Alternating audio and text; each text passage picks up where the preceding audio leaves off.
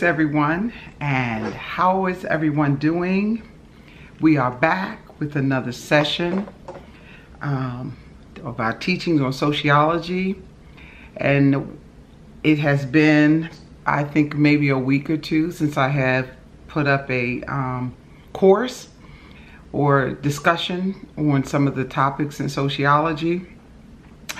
On June the 2nd, I walked the stage and received my master's in psychology degree with honors. So now I have completed my studies for sociology and psychology, and I have commemorated that with by walking the stage. And so that was a lot of fun. And some of you had an opportunity to see some of the videos and some of the pictures from that experience. And I was excited, had a lot of family and friends that attended the commencement, and it was a blast. But we are back, and we are back into our discussion topics. And today we're going to be talking about a very fascinating topic. We're going to be discussing gender, blue or pink. And we're going to also do a short discussion on sexuality or sex. So this topic is basically the sociology of gender and sex, or sex and gender identity. And we will, of course, be taking this from a perspective of trying to give you a foundation of what the difference between gender and sex is. We also realize that June is LGBT month, where we recognize the lesbian, gay, and bisexual community and transgender community. And I know that because these discussions that we have go all over the world, we are aware of the ethnical differences of cultures and societies, and how these sexual and gender identities are not always acceptable across the board. So we are aware of that. But in the United States, we try to recognize sexual differences and preferences with equality. And it doesn't always go well, but we try to recognize everyone's choice. And so this is a very fascinating time for us to discuss the sociology of gender and sex. And I just want to say right off the bat, everybody knows what sex is. Your sexuality. Sexuality is biological. That means there is a physical manifestation of sexual differences, whether it be the female with a vagina or a male with a penis. It also has to do with testosterone and progesterone and the different types of chemicals that help to determine our sexuality. And so males and females are made differently. So when we look at the nature-nurture debate, we understand that sexuality is definitely nature. It is natural. However, what most of us fail to realize is that sexuality is not just male and female, penis and vagina. But we also have people who have both sexes. They are born this way. And so what are they? What would we consider them to be? We also have people who are born with no particular sex at all. What do we consider them? So sexuality, why it's biological, there are some controversies that may surround that opinion, but at the same time, for now, let's just leave this as a basic topic and say that sex has to do with or the sex organ. It has to do with the XX and the XY chromosomes that make up the male and the female.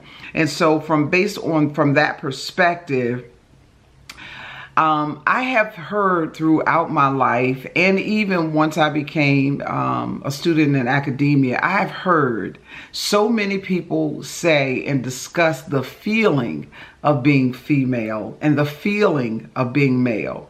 And oftentimes when we deal with people who are having identity crisis, they will say, I don't feel male or I don't feel female.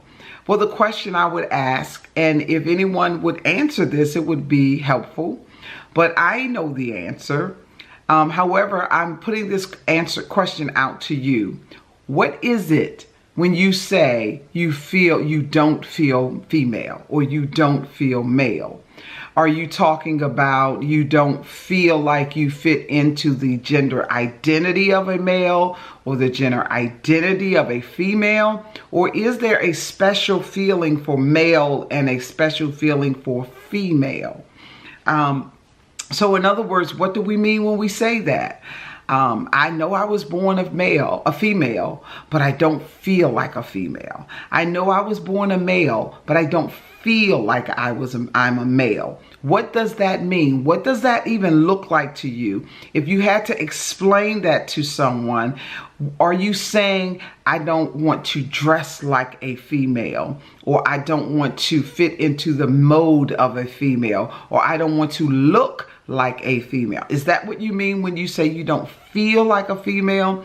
Are you saying you don't want to put on a dress, you prefer to put on a pair of pants? Or you don't want to have breasts anymore, you prefer to have a flat chest? Or you don't want to have, you no longer want to have a vagina, but you would like to have a penis? What does it mean when you say you do not feel female? Or what do you mean when you say you don't feel male? Are you saying you prefer to look and act and dress like a female rather than a male? Are you saying you prefer to be soft and much more gentle and much more timid than you would to be hard and masculine? So what does it mean when you say, I don't feel like a female or I don't feel like a male?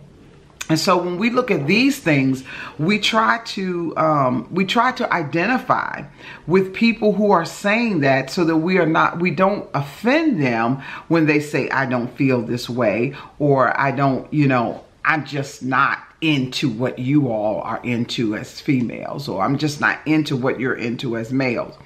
And if we were to take the visual of someone who says they do not feel like a female or they do not feel like a male, and we've begin to look at the transitions that they make in their life to identify with the sex that they feel comfortable with, we can see that a lot of times it has to do with nurturing the gender identity that you feel most comfortable with. It has to do with beginning to construct yourself an identity of the opposite sex that you feel more comfortable with. And so we all know in sociology that gender is a social construct, whereas sex is definitely a biological construct, which simply means that we are born a certain way. We're born either male or female or transgendered. Well, not transgendered, but we have both sexes. And so a lot of times you hear people say, I know that I'm supposed to be a male, or I know that I'm supposed to be a female. And then you go about your life trying to construct the identity of what you feel you are supposed to be. However, we know that in American society, gender switching is not necessarily acceptable. We try to build laws to protect people who are transgender or who choose to identify with the opposite gender or opposite sex, and those two are not necessarily interchangeable. So when we say the opposite sex, we're talking about someone who prefer to identify as a male from the perspective of the male sex organs, the male chromosome. That's what we talk about sexuality, or we're talking about sexual transitions. So you have people who will have sexual identity or sex changes, sex operations. They will have their penis removed, or they will have their vagina removed, or they will have the penis reconstructed, or the vagina reconstructed. And so this is when we're talking about making biological changes or physical changes to the body. Because even though you are born a male, there are things that can be done medically and biologically biologically that can change your physical presence or your physical manifestation of male or female. And so there's a lot that goes into the sexuality or the sex of gender or the sex of male and female. And so you can do tests, you can run certain research tests, or you can run certain blood tests or certain chemical tests to determine what the baby is going to be. And we've gotten even to the point where we can go into the womb of a female before the baby's identity is fully developed, and we can begin to manipulate the sexual identity of that particular fetus. And so even though we have that, we can do those things, are we still now saying nature or nurture? Are we still saying, when we talk about sex, are we still saying biological? Or are we saying genetically modified? So these things can be confusing sometimes, and they can also get in the way of our ability to really construct a definition of what it means to be biologically male and biologically female. So we're going to leave it at that, because I think everybody understands to the degree that they are male or female. So there is a definition that you have of what your sex identity is. I was born female. I am a female. I identify as the female gender. So I am not male. I do not identify with the male gender. And so I try to identify with the biological way that I was born. So society says, okay, so if you are born male and you are born female, in society, how does that function? How do we interact with you?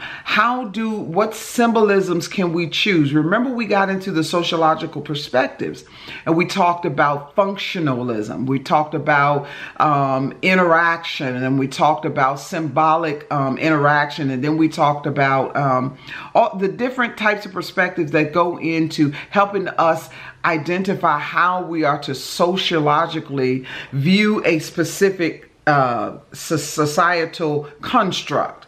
And so when we look at gender, we're looking at gender and we're saying, wait a minute, I know that I'm a female and I know that I'm a male. Society says that we have males and females that make up the human race. How are we going to distinguish the roles that the male and the female will play in our society? How are we going to distinguish how to treat the male and the female in our society? And also, how will we know the differences between the males and the females in our society? So what society has done is they have constructed gender identities and gender roles. So there is also stratification. We know that males are considered the higher human, or they are considered the preferred choice of the two sexes to run society. So we mainly live in a patriarchal society. We know that back in ancient times, we lived in matriarchal societies. Those words are very hard to pronounce, but we'll move beyond that pronunciation issue. And so we look at gender and we say, well, in order for society to know that you are born a male and a female, because none of us walk around naked, we try to do all of the things to identify with our sexuality based on what society says that gender or that sex should look like when we look upon one another. So in sociology, we know that society loves to build groups, and they love to make systems. And this is how we are able to actually study society based on their groups and systems and how it functions. And so When we look at sex and gender, the male is by nature fitter for command than the female, just as the elder and the full-grown is fitter than the younger and the immature. The courage a man is shown in commanding of a woman in obeying. And so we know that gender and sexuality also has to do with masculinity and femininity. So you have feminists and you have those who prefer the more masculine rulers in society. But then, you know, when you look at sex, you wonder, even with our military, we have just gotten with our military in the United States, where we are treating women equal with men, because women go into the military and say, listen, I don't want to be treated different. I want to be treated the same way as a male is treated, because if I'm treated the same, I'll be paid the same. I'll be respected the same. And we know that there was a time where women, I am a veteran of the United States Army. And so I know that in the military, women are treated differently. Women are looked at differently. And I, for one, am not mad about it, because there are things that men do and strengths that men have I just don't have. And I'm not mad about it. I'm not angry about it. I'm just saying, listen, if you can lift this log, please lift it, because I cannot. Now, can I physically build myself up and train myself to pick up that log? Absolutely. But when I do, am I still a female? Yes, I am. I am just now more physically able to do the same thing that this man has done. It does not take away my identity as a female, and it does not now make me a male because I'm strong and I have the same physical strength as a male. However, the military has a tendency to look at women as the weaker sex. We know that religion definitely looks at women as the weaker sex. I don't know any religion, well, I do know some religions, but I would say the majority of religions in the world have men as the head. They have women that follow men. The man is the head. The man is the leader. The man is he's next to God. And so the female is the lesser sex. It's the lesser of the two genders. And so she has to take a more subordinate, submissive role. And we look at the religion and we say, wait a minute, when are you going to really come out of the archaic thinking about females and allow women to begin to take on the same roles as men? Well, it's not religion that's having the problem, it's society. See, if you change something in society, then religion will flow. If you change something in religion, society may not necessarily agree with that. So you have this conflict also now between what is considered normal, what is considered valuable, what is considered sacred, and what is considered profane in society. And since society makes all the rules, even religion has to submit to society. Yeah, let's take a minute and think about that. And so, sex, biological characteristics that distinguish females and males, organs related to reproduction, muscles, weight, and height, etc. Gender. Now listen to the definition of gender. Gender, a social characteristic, behaviors, attitudes, personal traits, and social positions that society considers proper for males and females, masculinity and femininity. You inherit your sex, but you learn your gender. And this varies throughout societies. So I cannot go to India or Dubai or Pakistan or Africa or Egypt or any of these other countries or Canada or Spain or any of these other places and become ethnocentric in my thinking or in my reaction to how that particular society defines gender. So from one society to the other, there are characteristics and traits and behaviors and attitudes and social positions that each society has set up for their particular gender roles. Now, we've already talked about roles. So if you really want to understand the why roles are necessary in society, go back and listen to our video that we did on the roles that we play in society. And so when we get into sex and gender, gender is a master status in society. That is, it cuts across all aspects of special life.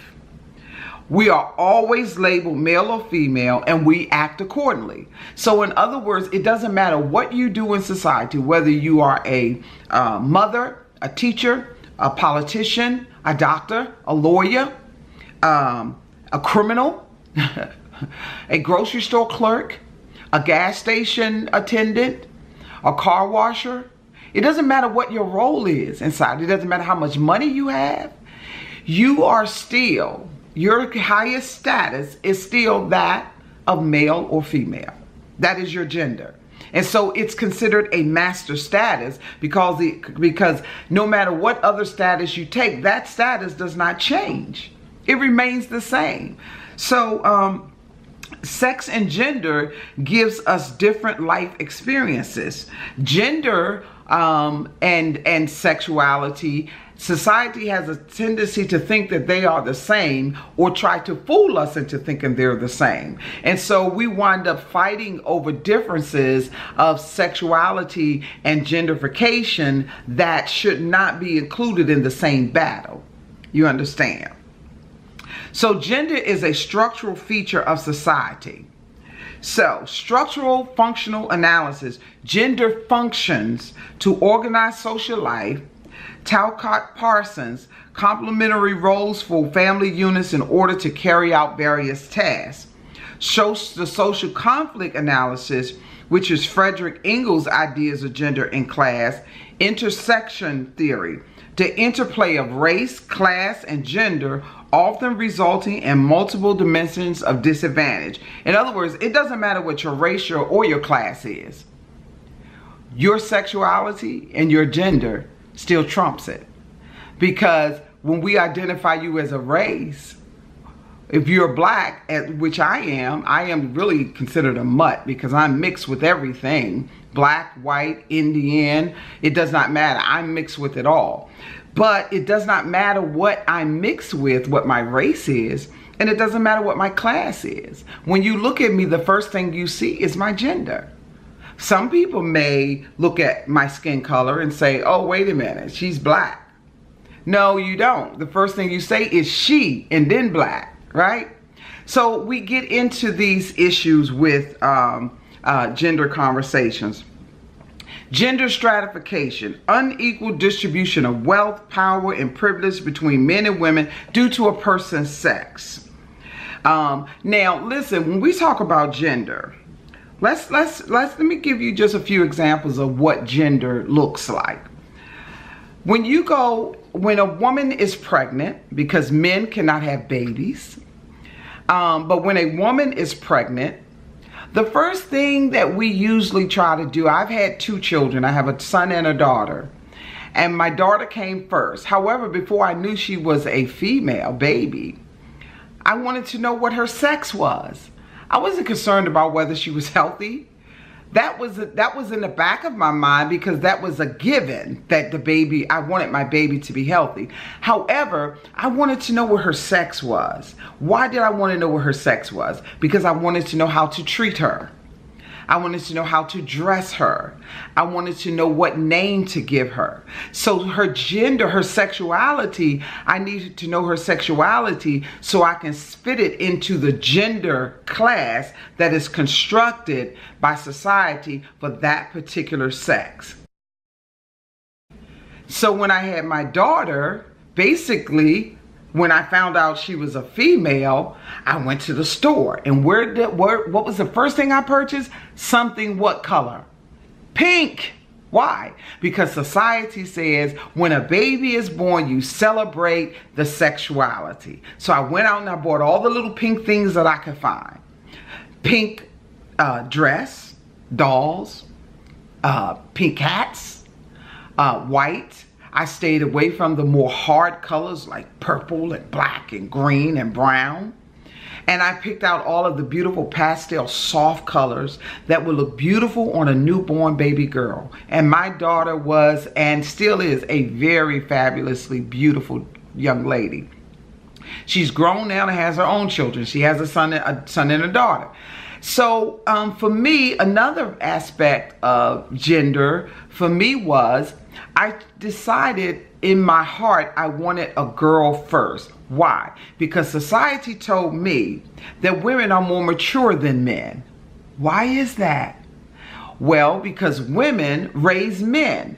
We nurture them, we feed them, we clothe them, we protect them, we teach them. We are the caretakers and the socializers of the children. And so when you look at the female, you tend to think her cognition is much more intact than that of the male. So they always say, well, a woman will always be 2 years older mentally than the man.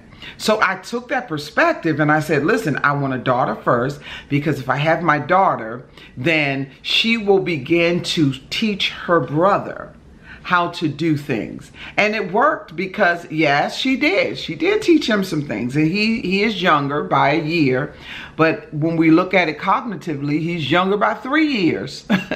And sometimes, yes, he does seem like he's younger by 3 years. But why is that? Because women have a tendency to be taught to be more responsible. They are taught from a young age, to take care of the house, cook the dinner, take care of the children. We have young women at very young ages babysitting their siblings, babysitting grandparents.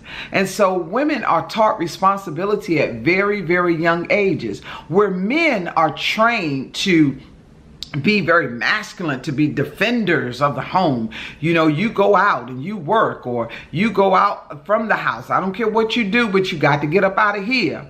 So we don't like for men to lay around the house. We don't really teach our men how to work in the kitchen, how to darn and sew clothing, and to wash and to babysit. We don't teach men that. We teach men, you need to go get a job.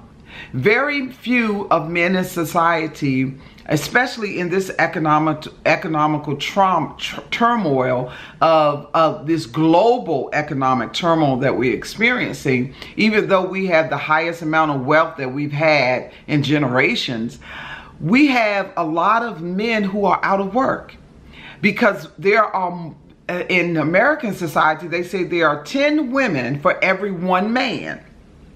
However, women today are much more educated academically than they were in my mama's day. In my parents' day, women were not as interested in college. They were more interested in raising their children and making sure that they took care of the home. I was raised during the baby boom generation, during the 60s, during the civil rights movement, during the time where women were becoming much more prominent figures in society. They were much more activists. And so they were finding their way. They were beating against the walls of society and said, listen, we need you to recognize us. We need you to give us a prominent position in society so that we can make a difference. And so women started going to school. Women became much more educated. They became much more determined to complete college, to get much more, to actually begin to get themselves more skillful so that they can move up in the workplace. And so they wanted to become managers and CEOs and owners of companies. And so what did this do? It did not function well for society, because it took the woman out of the home. The man was already out of the home because he was working. But this now took the woman out of the home. Where did this leave the children? Well, society says, listen, if you as a female, even though we know that you want a greater responsibility in society, as a female, it is your duty. If you feel like you want to go to school and you want to take position in employment and all these different things, we're still going to hold you responsible for your household, because men are not supposed to raise children. However, what we have is now today what we call male moms.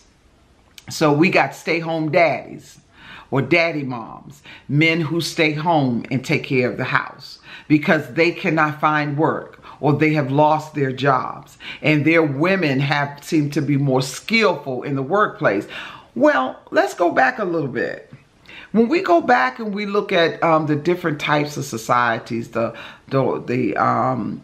society industrial revolution, we look at the societies, the horticultural societies, and we look at the older societies, we know that women played a major role in farming.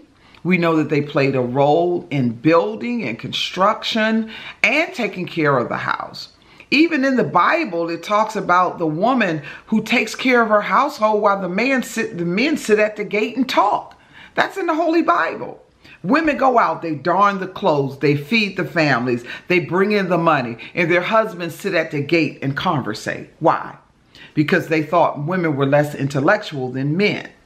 And even today, we still have, like I said earlier, religions who think that women are ignorant or that women cannot hold these positions of spiritual authority in society, that they are not built for it, that their brains, you remember they used to say black people were not human and didn't have souls because their brain size. Well, they say the same thing about women. Women are not to have these roles in society because biologically there's something about them that keeps them from being elevated cognitively in society. And so when we look at gender roles or genderification in society, when we think of blue, we think of the boy. When we think of pants, we think of men. When we think of trucks and father and groom and construction worker and politician and presidents, we think of men. When we think of pink and dresses and dolls and mothers and brides, and we think of babysitters and cooks and even teachers, we will let women teach. Why? Because that's what they do at home. So it's not a hard thing for society to integrate women into the educational system. Why? Because women taught basically all the human beings that are on the planet. Why? Where did they first start teaching them? At home.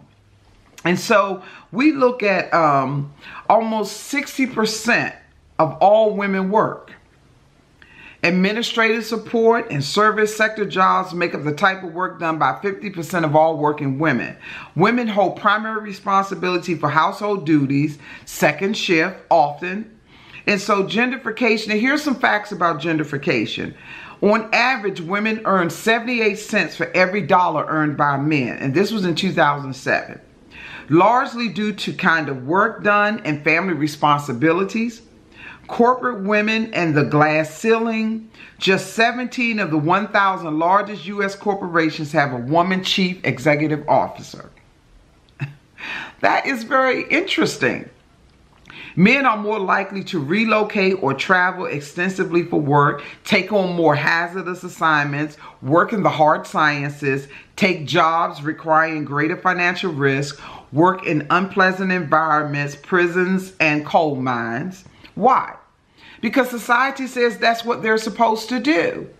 But however, in 2018, that is not the truth, because women have become so equal with men as far as strength, as far as abilities, as far as education, as far as responsibility.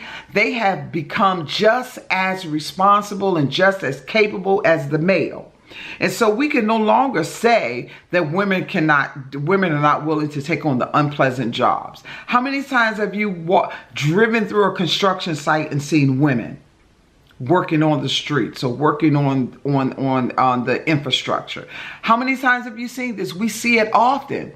How many times are you going to your doctor's office and you see female doctors, or into the science lab and you see females handling the scientific biological methodology of research? And how many times have we seen women working in coal mines, working in harsh environments, doing anthropology, going in and digging up sites and doing all the different things that men do? We see this all the time now. But has gender roles changed? No, society hasn't changed the definitions or the responsibilities or the class and all of the different things that go into being a gendered female. Society hasn't changed that. because society is in what we call a cultural lag. Why is it? Because even though women are breaking out of that cultural strain and those role strains and conflicts that society puts them in, society is lagging behind and saying, now we'll let you go into the battlefield. We'll let you go into the lab, and we'll let you go into these harsh environments and become scientists, and we'll let you do what men do. We'll let you even compete in bodybuilding. But what we will not do is we will not reconstruct the roles of males and females, because we're going to leave that intact. Now, you can do whatever it is. You can become very deviant if you want, because to be deviant means to go against the norms and the values of society. So you can be deviant, and some deviance is acceptable. However, what we will not do is we will not change the social construction of gender. We will just let you crisscross genders. So now what you get into is transgendered.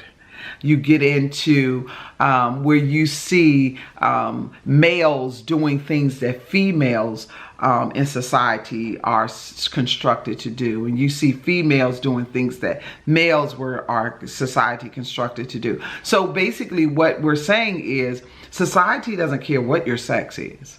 Really, they don't.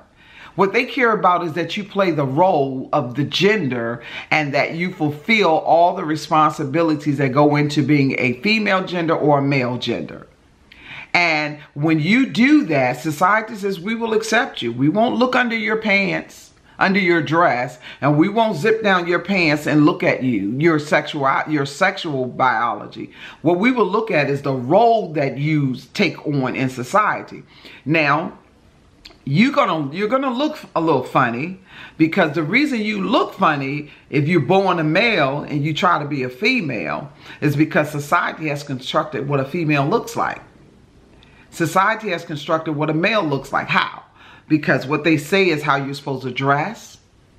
They tell you how much makeup, whether you're supposed to wear makeup, whether or not you're able to dress feminine in soft clothing or hard clothing, whether you're able to wear pants or dresses. Society has constructed all of this. Why? Because it's a function. It's functional for society. It's functional for the female gender to take care of the household.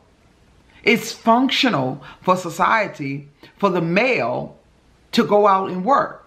So if you say that you would prefer to identify as a male gender, then you're going to have to fulfill the responsibilities of the male gender, which means that you're going to have to go out and work. You're going to have to go out and be the provider in the household. You're going to be the one working in the construction field. You're going to be the one in the army. You're going to be the one in the sciences. You're going to be the ones in the roles, the gender roles that society has constructed for the male sex.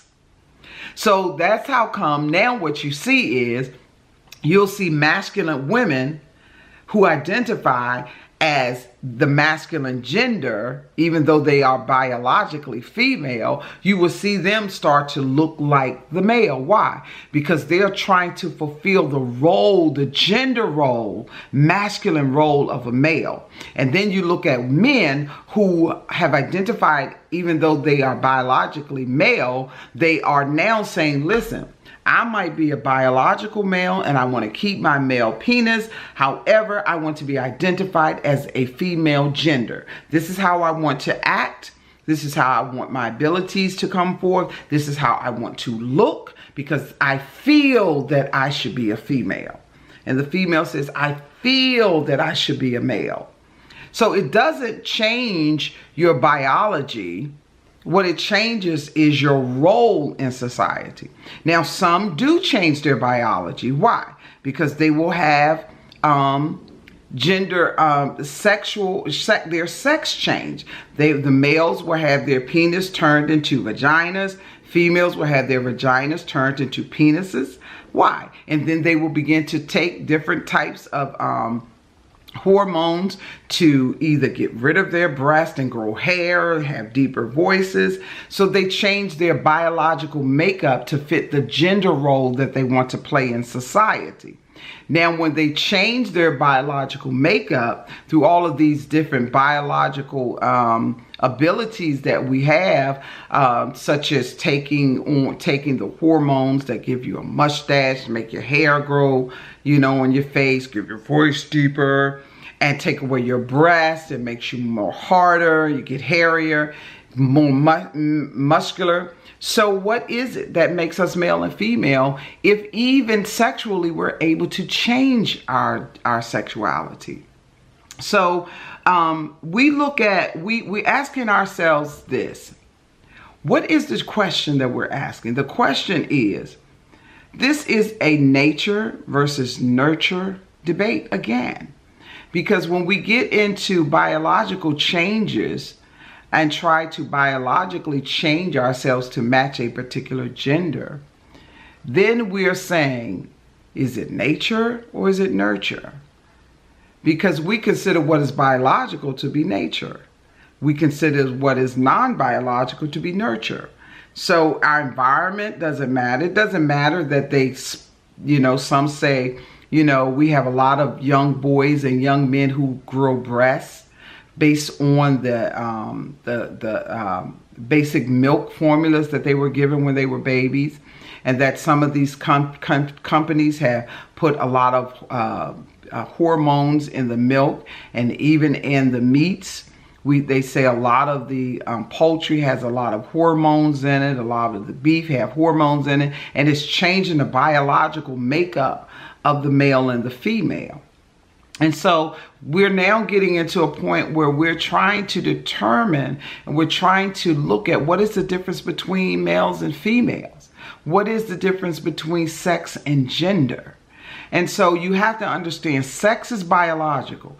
Gender is a social construct. At any point in time, in any society, gender roles and gender identification can be changed. Why? Because society constructs your gender identity. Society constructs your gender role. Society constructs your gender responsibility. But regardless of what society does, when you're born, that determines your sex. It doesn't determine your gender. And so let's remember that when we look at the gender identity and even gender socialization. If you go to buy a baby shower, to go to a baby shower, the sex of baby will be, the gifts will be based on the sexuality of the baby. We know that you're not going to go to a baby shower where the mother and the father are expecting a baby boy and expect to give the parents doll babies or pink clothing. That's considered abnormal. That's a deviant behavior. So society says if you go to a baby shower and it's a male baby, you should be bringing trucks, and you should be bringing blue garments.